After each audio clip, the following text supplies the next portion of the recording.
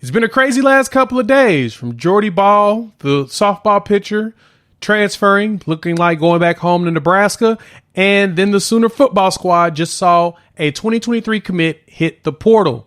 Y'all know who it is, Derrick LeBlanc. We're going to talk about it and give you all my thoughts. All that coming up here in about 10 seconds.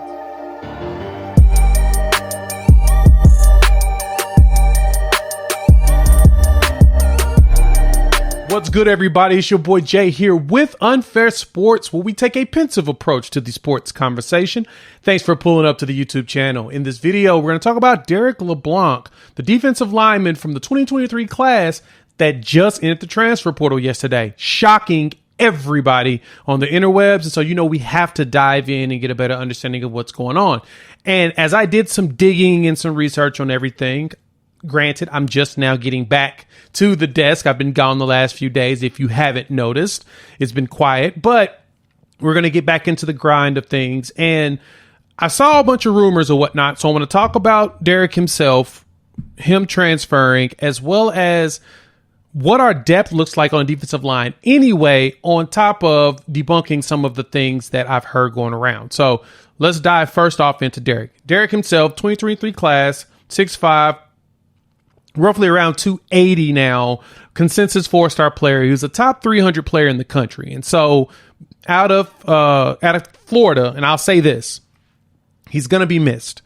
Not that it's better to have him and not need him than to need him and not have him. And I think that he was one of those players that I was really excited about in a couple of years taking over this defensive line. And so we lose out on Derrick. He decides this isn't for him, the place. And so I want to talk about some of the things that I've heard. Now, it's been a lot of crazy, I guess you could say, rumors floating around as to why Derrick decided to hit the portal. We haven't really heard anything officially from him. I've been doing my digging on that. So let's talk about what I've heard, what's been swirling around the rumor mill, and I'll tell you if I believe it or not. And then we're going to look at the depth that we have left now that Derrick decided to leave. And so let's start with that first. First off, the one thing I did hear was that Derrick thought that he was going to start. He wants to start. And there's two things on that. Do I believe that? Yes.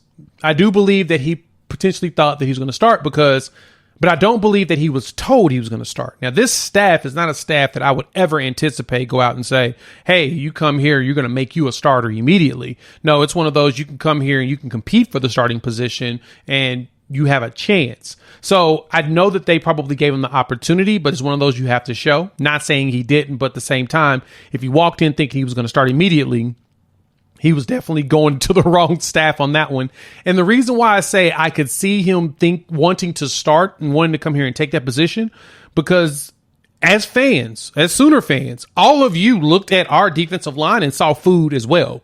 You saw the opportunity of eating somebody up and taking their spot. That's kind of the way that we've assessed the defensive line after the performances we've had the last few years, that, yeah, somebody can walk in and take their job. And well, he comes here and you put in the work, put in the regimen, and we're a little bit deeper over the last, 6 months with the added transfer portal players, and the players have been going through Schmidt's workout program. This defensive line looks a lot different than it did last year. And so if LeBlanc saw food and unfortunately did not eat, I could totally see him not making it there. So that was the first thing that I heard. Next up, I heard that he didn't handle Schmidt's workouts very well. So I don't really believe that part, but I will say this. I don't believe that he's not a hard worker. Derrick looks like a hard worker. He came across as that. He was praised by Coach Bates as well as Coach Venables when he was recruited in. So I don't believe that he wasn't a hard worker. Now, I will say this, though. Schmidt's workouts are different. And if you haven't watched the Oklahoma breakdown with Gabe and Teddy Lehman, they're fantastic. They have a lot of inside information and they talk about it on their show a lot. I watch them because they do a lot of breakdowns, and I'm a nerd, so I kind of enjoy that portion of it, right? So if you're one of those, definitely check them out. But I do recall them talking about LeBlanc in practices back when they were evaluating the defensive line. And he got some praise, but there was a couple of things that jumped out in the comments that they made. And it was more so that he's not solid as far as weight wise. He's a little fluff, more so because he's just a bigger dude. And that could potentially been something of an issue when it came to the training regimen. He may not have been prepared for it, or it just didn't work out for him, or he couldn't change himself as fast as he wanted to, or the team wanted him to. Many speculations on that part. So I don't believe that it was the workouts that, although they kicked him out. Now, like I said, these rumors are floating around the Twitter sphere, and it potentially could be true. I don't know, but I'm a glass half full kind of guy, especially with an athlete like Mr. LeBlanc. I don't feel like he would be one that would quit. And the last one rumor I heard is that he just quit because he just, he didn't think he had a chance. Also, I'm sorry, there's one more, but that he quit because he didn't have a chance. And so him quitting, I don't see him as a quitter.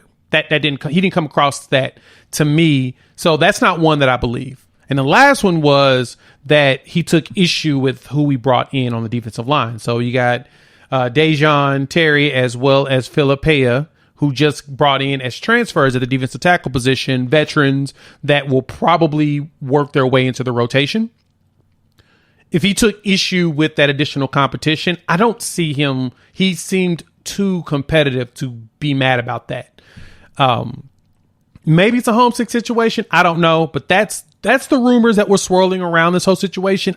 Only one I would truly believe would be that he thought that he was going to come here and start, because it did kind of look like food. Not that our team players was bad. They just weren't really producing the way we needed, and we needed more depth. And so he probably did see him as food. So I'm going to miss him on the team, mainly because I like the additional depth, and I was looking forward to seeing him, like I said, in about a year or two. I was thinking a year or two down the line, him playing as either redshirt freshman or sophomore, and going out there and doing some stuff. That's what I was hoping out, but we didn't get there. So good luck. Hopefully, maybe you have a change of heart and decide to stay after your first semester, but we'll see how that goes. But let's talk about the depth that we have here at Oklahoma now.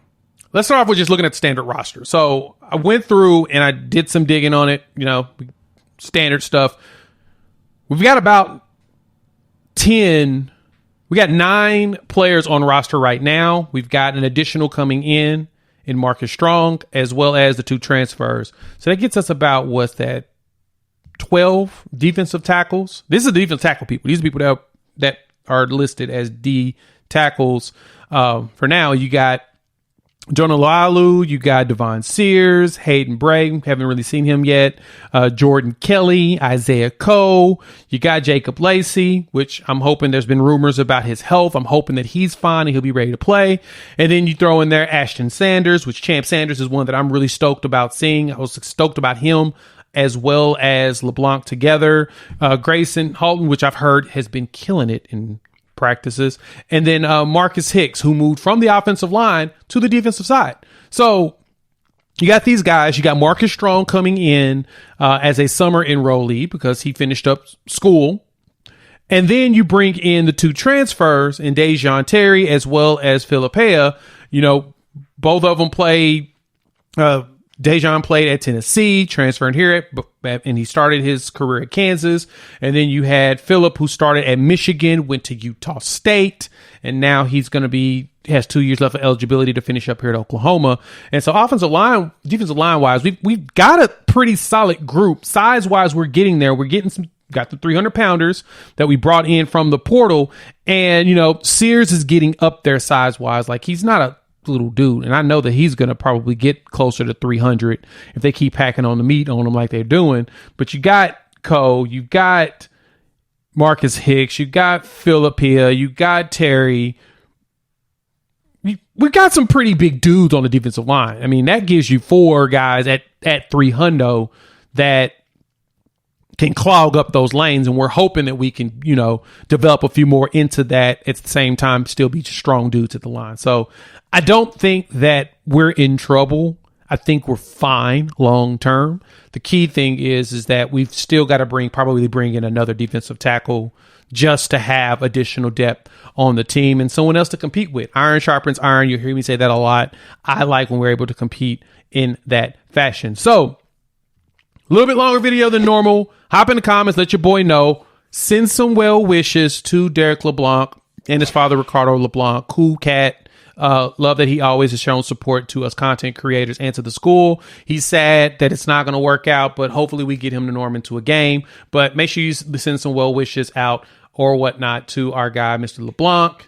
Derrick, and let him, good luck out there. So, and if you're new to the channel, if you made it this far, hit that like, subscribe, and the bell notification. We want you to join the family and stick around.